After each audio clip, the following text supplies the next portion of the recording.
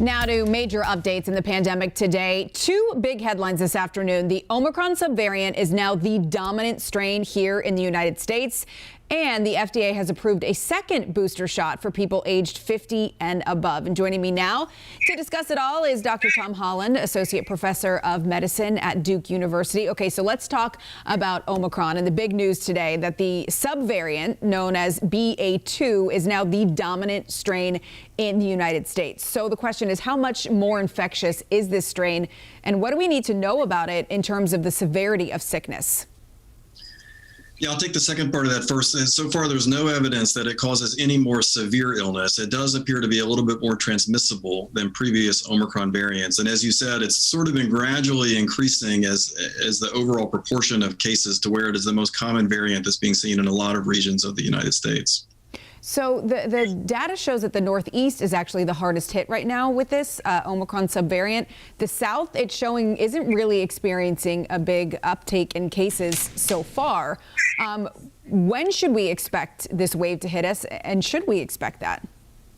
Yeah, I think the truth is we don't know if it's going to cause a wave. You know, we're seeing an uptick in cases in Europe and in the UK, and in the past couple of years, that's often showed what's going to happen in the US a few weeks later.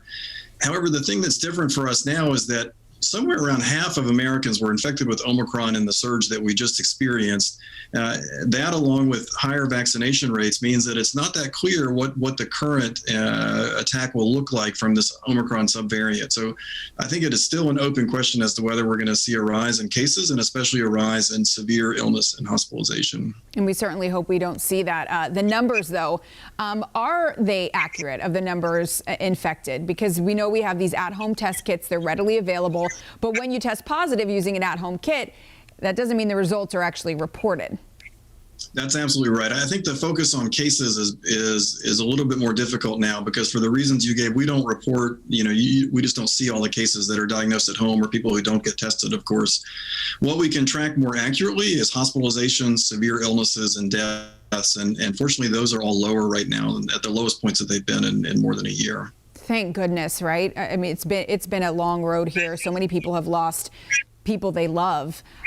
Speaking of that and the vaccination rates, the additional booster shots for everyone 50 and older, the FDA just signing off on that earlier today. So what do you think? Do you think people in that age range will see a big benefit by getting what will end up being 4 shots with the now authorized second booster dose?